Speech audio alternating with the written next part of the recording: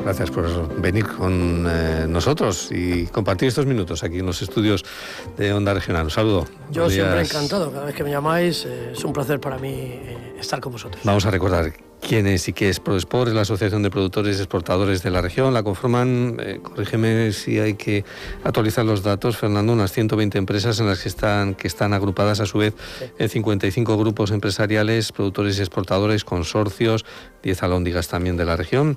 Detrás de ella hay 3.500 agricultores aproximadamente. Cerca del 75% de nuestra producción y de la producción de ProExport se destina al exterior, a un total de unos 40 países, alcanzando una facturación de unos 1.000 millones de euros, unas 900.000 toneladas de frutas. 1.400 millones de hortalizas. Pero, 1.400 ha subido la facturación. Bueno, no está mal. Felicita de mi parte a vuestro documentalista, lo ha clavado. Sí, 900.000 toneladas de frutas y hortalizas, la campaña anterior, aproximadamente. La campaña anterior, no, la campaña anterior en la región de Murcia hablo de cabeza, haberme avisado, pero bueno, habla por las 2.700.000 toneladas exportadas y hablo de exportación, de producción serán unos 3 millones y pico y unos 3.000 millones de euros de facturación global. Decíamos que en noviembre, bajaba el paro, entre otras cosas por el dinamismo de la contratación en el sector de agricultura, ¿no? El mes de noviembre es un mes fuerte.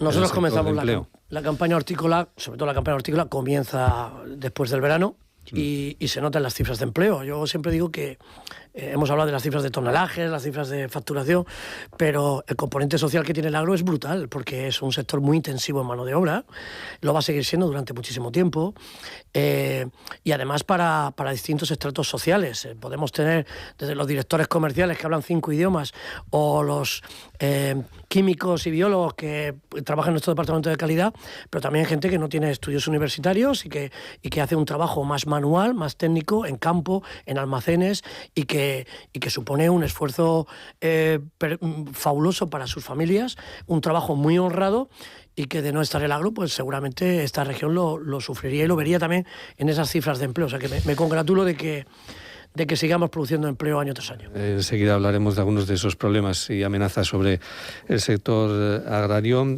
Apuntar, me decías, noviembre, regulín.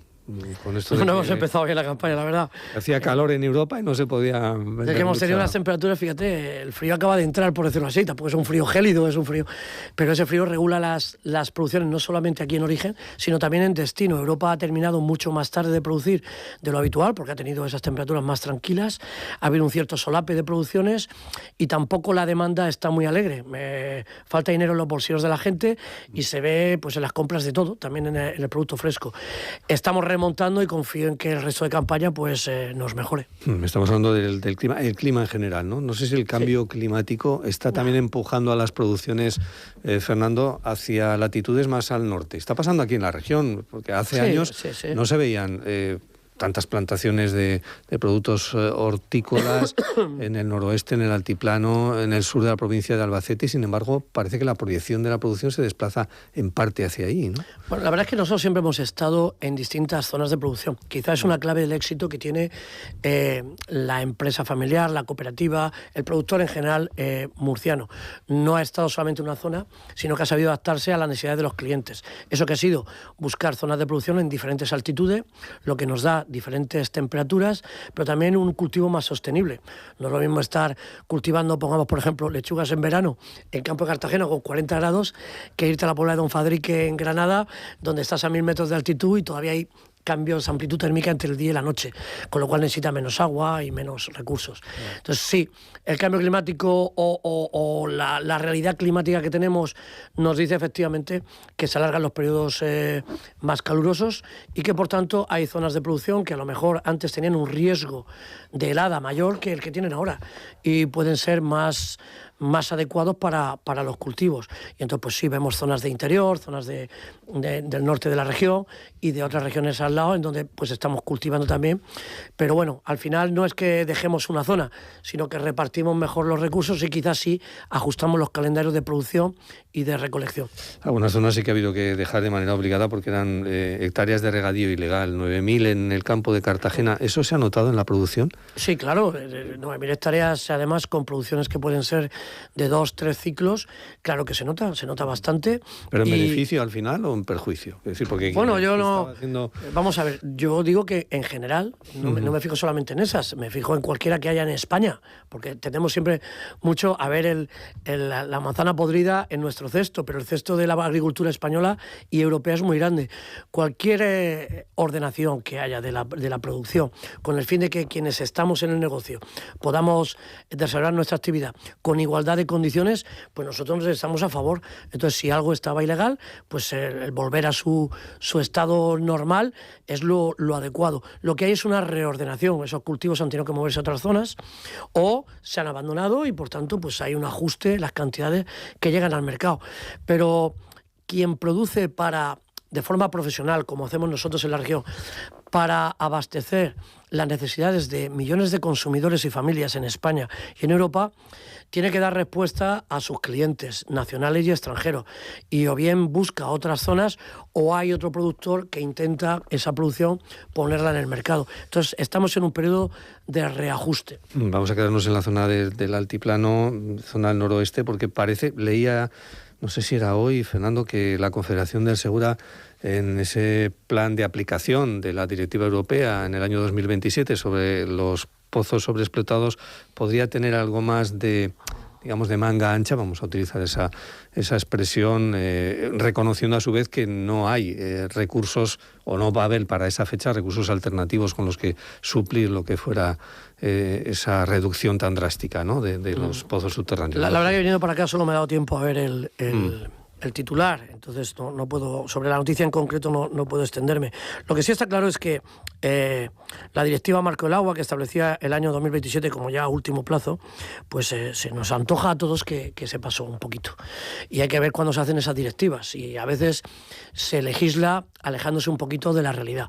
Si eso entrase en vigor de forma taxativa, el problema no va a estar solamente en Murcia, va a estar en toda España, va a estar en Europa, o nos creemos que no hay problemas de acuíferos en el resto de Europa, es múltiple.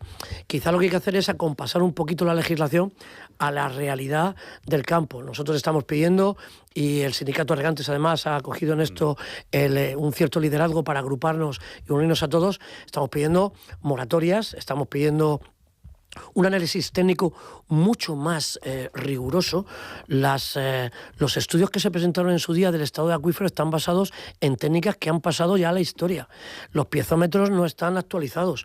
Hace falta, conocemos mucho de las aguas superficiales, pero de las aguas que están bajo tierra, el conocimiento es muy limitado, y legislar en base a eso, o tomar medidas tan drásticas como cierre de acuíferos, etcétera, y por tanto terminar con los cultivos que hay encima de ellos, es una medida tan tremendamente drástica que convendría que se hiciese desde el máximo rigor, y se está pidiendo eso. Entonces, no sé lo que ha hecho la Confederación, pero no me gustaría que fuese una cuestión simplemente anecdótica. Este tema hay que tratarlo desde un punto de vista mucho más general, mucho más profundo, y escuchando muy bien a lo que los regantes no solamente están pidiendo, sino que estamos ofreciendo, que es financiar estudios, poner a técnicos del máximo nivel a darnos una imagen correcta de lo que tenemos ahora mismo. Si no, podemos cometer un error fatal. A quien echemos del cultivo no va a volver.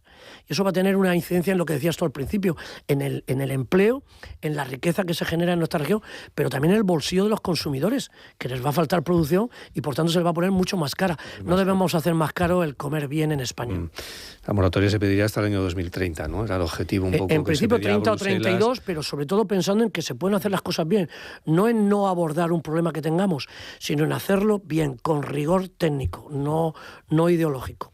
Se está preparando también, ha comenzado a trabajarse en el nuevo plan de Cuenca del Segura, sí, a partir del año 2027-28, ¿no? Las necesidades que hay, 440 hectómetros cúbicos de desalación, son los cálculos. Pues, ¿lo ves factible, Fernando? No lo sé. Y como sustitución a los caudales, ¿no? Acaba de salir la cabecera del Tajo. Sí, acaba de salir a consulta pública. Mira, lo primero es que a mí no me gusta la idea, y no le gusta al sector, la idea de ofrecer algo para quitar algo. O sea, ¿por qué? A nadie nos ha explicado todavía por qué hay que quitar el trasvase Tajo Segura. ¿Lo sabes tú? Bueno, porque lo sabe cualquiera. Se van a reducir las aportaciones, ¿no? Por el cambio climático, cada vez va a haber menos. Vaya, ahora somos Nostradamus. A ver, son los argumentos. Pues te voy a dar un dato. Los caudales ecológicos del Tajo que mandan sobre los desembalses. Hay estudios, ¿no?, que se están haciendo ad hoc para dar un resultado determinado. Mira, si hablamos de cambio climático, pues resulta que el cambio climático ha traído este último año 1.200 hectómetros cúbicos en los embalses de Entrepeñas y Buendías. El mayor de la serie histórica que nunca ha habido. Los 2 embalses que se construyeron y están dedicados para hacer aportaciones al trasvase Tajo Segura y regar el sureste de España. Es decir, por favor, no nos engañemos, no nos hagamos trampas al solitario. Hay decisiones de índole puramente ideológica y política, que eso es lo rastrero, para un agua que es de todos, también de los murcianos, cortarla en un sitio y darla a otro, que además no lo necesita, porque el Tajo, si ves también la serie, está también en máximos de caudales. De hecho, le está regalando del orden de 3.500 hectómetros cada año. Recuerdo que lo que se pide para el trasvase son 300 hectómetros, 3.500 a Portugal. Y ahí no hay problema. Entonces, no compro la mayor, Proesport no compra la mayor, el sector agro murciano no compra la mayor, y yo confío en que la población, la ciudadanía murciana, y también de Almería y de Alicante, no compre nunca la mayor. Desalación, sí, pero para decirte quito el agua buena, la que viene del Tajo, el agua barata, el agua que es buena para los ciudadanos, a través del Teivilla, como para los cultivos, y te la cambio por un agua cara, con un consumo energético brutal, que no está escrito lo que en el futuro nos dirán de eso que estamos produciendo y de los impactos medioambientales que tenga, pues no, complementemos. La solución ya la hemos inventado, está en el mix, está en mantener el trasvase, está en aprovechar la reutilización de las aguas, con un 98% que está haciendo Murcia, nadie lo está haciendo, tampoco allí arriba, en Madrid, en Aranjuez, en Toledo, y las aportaciones que se pueden hacer de aguas subterráneas y de la propia cuenca. Ese mix es lo que nos ha dado viabilidad a la mejor agricultura del mundo, y no estamos porque nos la cancelen. O sea que habrá que estudiarlo, por supuesto, pero con todo el rigor, no con promesas incumplibles y sobre todo no con presiones políticas del vecino, porque el agua no es suya. El agua pasa por allí, pero no es suya, es de todos los españoles. ¿Qué está haciendo la Confederación del Tajo con los embalses de cabecera? ¿Hay algunas sospechas de que está desembalsando más agua de la que realmente necesitan los caudales ecológicos del Tajo? De hecho, se puede demostrar. Se puede demostrar, y de el hecho, Ejecutivo Regional, a instancias un poco del sindicato, ¿no? Decir, bueno, vamos a ver si podemos de alguna forma denunciar esto, pero. Si es que es una pena que hayamos entrado en esto, pero es que es una realidad. Vuelvo a decirlo, el Tajo le manda a Portugal no los 2.700 hectómetros cúbicos que tiene firmado en el Tratado de Albufeira, y que es lo que debe mandar. Le manda 6.000, le manda 8.000, y ha habido años que le ha mandado 10.000 hectómetros cúbicos. Suficiente para que, si ese agua se hubiera acumulado aquí, tuviésemos 20 años tras base. Y sin embargo, eso no se habla. Eso para el gobierno no es importante, para el Ministerio de Transición Ecológica ni lo nombra, y 300 miserables hectómetros para Murcia, las regiones más pobres de España, Almería, Murcia, Sur de Alicante, es lo que lleva todo el debate del agua. Esto está creado ad hoc, vuelvo a decirlo, y hace muy bien el gobierno regional en defender a sus agricultores, y el sindicato de regantes también, que no nos vamos a callar, que somos tan españoles como otros, que es que últimamente en España se lleva mucho eso de darle todo al más rico y menos al más pobre. Y ahí tienes a una Cataluña, a un País Bajo que recibe de todo, y a Castilla-La Mancha, mucho que diga Paje, ese agua que se le va a recortar a Murcia, si se le recorta, ojalá que no le hace ningún bien, no le sirve para nada, ya tiene caudales suficientes. Si enchufan un tubo al Tajo medio, tienen para regar Castilla-La Mancha entera. O sea que no. Por favor, no metamos en el debate político este tema, llevémoslos al rigor, que entre agricultores y regantes esto se solucionaba en 5 minutos. En cualquier caso, hay una voluntad del Ministerio, no sé, hay indicios de que el Ministerio pudiera relajar algo la aplicación de estos caudales del Tajo. A tenor de que, volvemos un poco a la argumentación anterior, a tenor de que todavía no tendrá previstos las cantidades alternativas suficientes vía desalación como para. Yo no sé si lo tienen. Una carencia con otra, ¿no? No sé si lo tienen, Joaquín, en la hoja de ruta. Lo lógico sería que lo tuviesen. Un gobierno de España, ¿por qué le va a pegar un tiro a sus propios agricultores? Yo voy siempre al grueso. Ahora mismo lo haría. O sea, si yo le corto el agua a los regantes del trasvase Tajo Segura, cuidado, estamos hablando de miles y miles de agricultores y regantes, y de los negocios que hay alrededor de ellos. Y no les voy a dar el agua que necesitan por otro lado, lo lógico es parar la medida. Ahora, ¿desde cuándo impera la lógica en la política que el gobierno sigue con el agua para la región de Murcia? Yo creo que imperan otros intereses y los ve todo el mundo. Claro, hágase. O sea, nosotros aplaudiríamos eso, pero es que sería lo más lógico del mundo. Además, no hay presión ninguna. Es que falta agua en otra parte de España.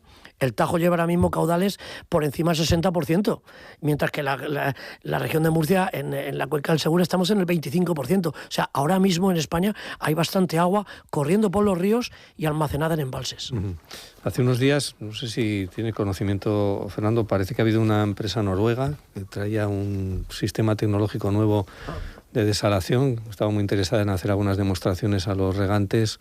Pues hágase. De cómo hacer la desalación dentro, en aguas, sin necesidad de llevar el agua hasta la costa, sino hacer la propia depuración a 40 metros de profundidad. Y evitando todo el tema de las salmueras, estas cosas. Nosotros somos... yo creo que hay pocas organizaciones y pocas empresas como las que tenemos aquí en Proexport y en la región de Murcia, no solo en Proexport, tan proactivas en materia de innovación, en todos los aspectos, en cuidado de suelos, en prácticas agrarias innovadoras, sostenibles. O sea, estamos a la última invirtiendo montones de billetes, ¿eh? La gente está dejándose el alma en estar a la última con el fin de tener unos cultivos sanos y que cumplan con lo que nos exige la sociedad y el planeta. Pero estas cosas hay que probarlas. Entonces, evidentemente, una técnica de ese tipo, pues oye, hace 40 años o 60 años no había desalación siquiera. Nosotros fuimos los primeros, aquí en Mazarrón está la primera desaladora que se hizo de carácter privado por los propios agricultores y lo que construyeron hace 30 años no es lo que tienen hoy, que es mucho más moderno. ¿Por qué no se puede hacer? Pero simplemente hay que probarlo porque son inversiones brutales y sobre todo tiene que haber certidumbre. Si se va a invertir en eso es porque van a proteger esta zona de producción. Si al día siguiente el boletín del Estado me está quitando agua por otro lado o me está cercenando la capacidad de hacer agricultura, sinceramente, ¿quién se mete en esas inversiones? Fernando, ¿por qué hay que cambiar la ley de protección del mar menor? Hombre, pues les vamos a explicar por activa y por pasiva. Ahí. Porque yo estuve en la negociación de aquello y aquello fue una jaula de grillos de 3 partidos jugándose quién ponía más y dejando los criterios más técnicos un poco laxos. Se ha demostrado, después de los años que han pasado, que algunas de las medidas, no todas, muchas de ellas están fenomenal, pero muchas de ellas no cumplen con el rigor técnico adecuado, que se está pidiendo incluso cercenando la posibilidad de hacer agricultura más sostenible, porque luego se ha probado que cosas que se prohibieron resulta que funcionan muy bien.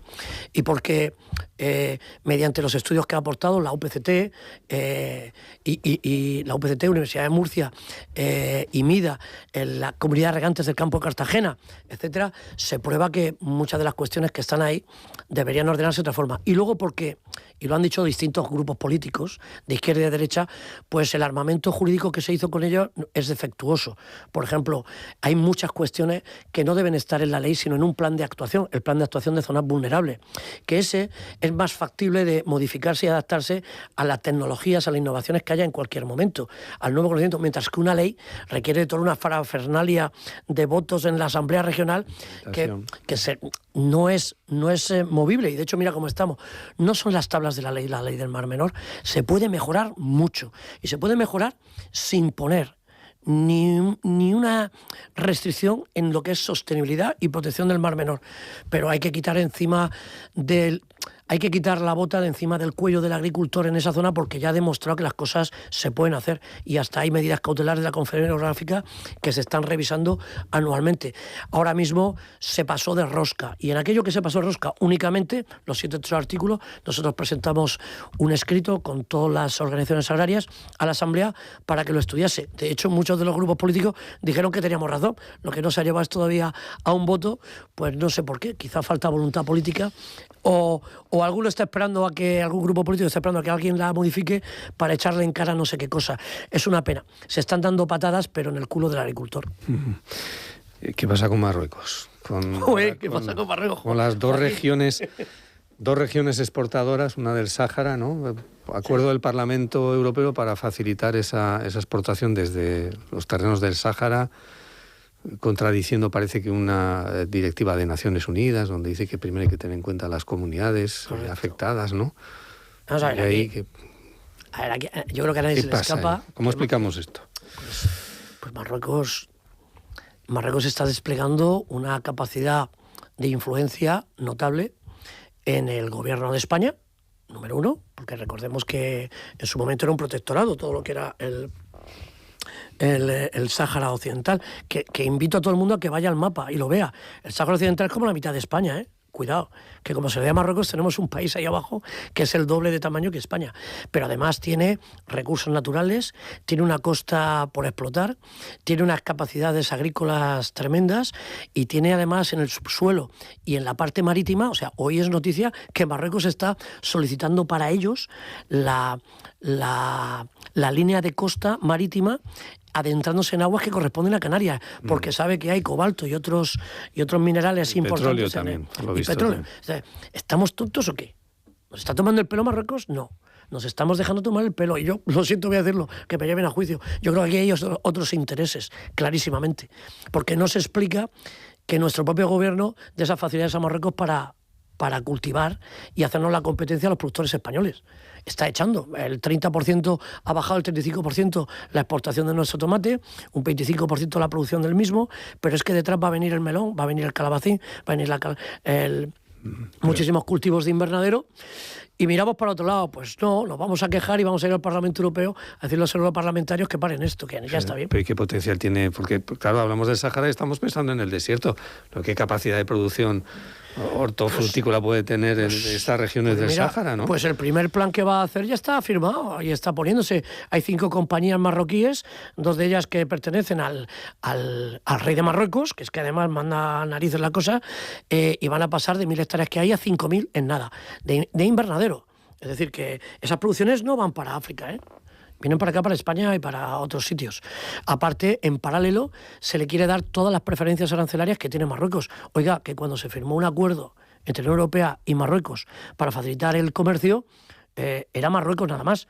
El Sáhara no es de Marruecos, se le está regalando. Por eso vamos a desplegar y estamos desplegando una importante misión de contacto con europarlamentarios de todos los países para decirles que qué están haciendo, que esto hay que pararlo, que el perjudicado va a ser toda la agricultura española, muy particularmente la almeriense y murciana, portuguesa, italiana, de Grecia, y que no, están jugando con la carta enmarcada, o sea, la competencia es totalmente desleal. Lo que hay que preguntarse es por qué se hace. Ya ha salido Marruecos también ayer presionando. O sea, ya quiere influir incluso en las elecciones en España, que si gobierna el Partido Popular, pues mandará inmigrantes por un tubo a las costas españolas. ¿Pero esto qué es? ¿Pero esto qué es? Entonces, no queremos ser los paganos de esta fiesta. El agro no tiene... Nuestros agricultores no tienen por qué ser el pagano de cualesquiera intereses que tengan el resto de países, y nuestro país en particular con Marruecos. Marruecos es un país vecino, con el que hay que tener buena relación, pero a costa de esto, pues no, decimos que no. Fernando Gómez, director de ProSport, gracias por compartir minutos. A vosotros, me has dado unas preguntas un poco quisquillosas en esta entrevista. Sí, hombre. A ver cuando hablamos de algo con más alegría, como que nos van bien las cosas y tal y cual. Muchísimas gracias, Joaquín. Gracias, Fernando.